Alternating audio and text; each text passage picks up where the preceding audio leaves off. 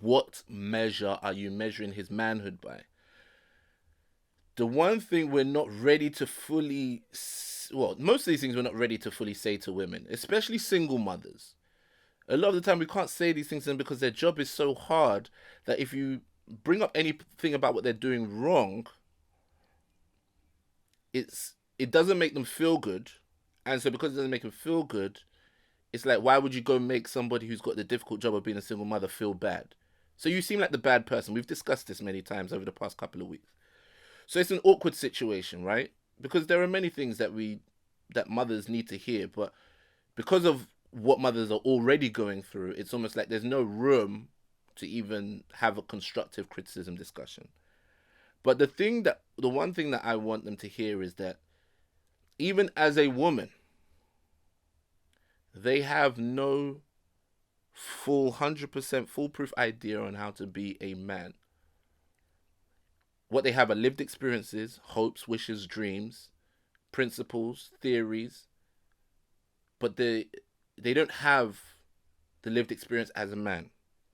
So especially when talking to sons, they hold their sons sometimes to an idea of what they wish a man would be.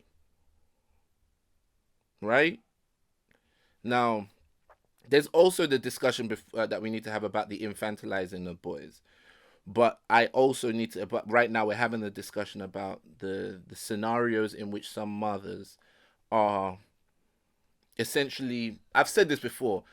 I said for a lot of single mums, their son is their ideal husband. Can you imagine you're getting later on in life and you've got a young, strong man who's willing to do all the, you know, tough jobs around the house. He protects you with his life. He gives you money. He wants to buy you a house. He wants to spend on you. Um, we should hope that there's no sexual component to this, but you don't have to like meet his sexual needs. And he's forever professing his love to you. And you don't have to submit to him because you gave birth to him. Do you see how quickly what is supposed to be your son can quickly become a surrogate husband? So you hold him to an ideal, you train him and mold him as you wish his father should have been, or as you wish you would have met while you were dating. And this is something easy to do. It's not necessarily like you sit in your lair and find something evil to do. It's more like it's natural for us to try and use those around us to heal whatever pain or problem that we're carrying. So if let's say you've had some very harsh words, you'll try and find friends that speak nice words to you, right? You use those around you to try and solve the pains you have. And that's the part that happens for a lot of sons. And I know in many ways that's what's happened with me.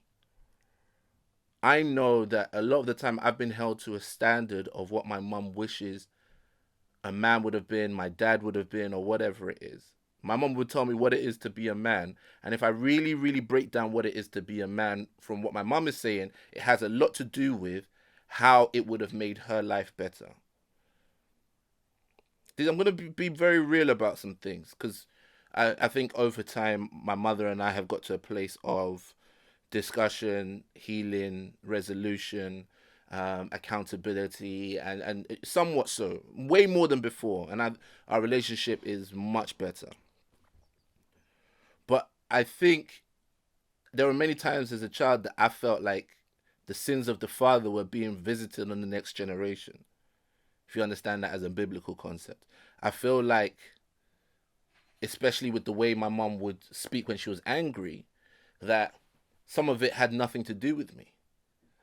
And I'm saying all of this so that we can be aware and be vigilant about when you have a son, whether there's a father in the marriage, in the home, or whether the father is absent, deceased, whatever the situation is, sons are not supposed to become surrogate husbands. Because that ties into the a lot of the problems that women now face in trying to marry these men who are still connected to their mothers in this weird hybrid between being their husband and their baby. All right, let's try and move on in the clip.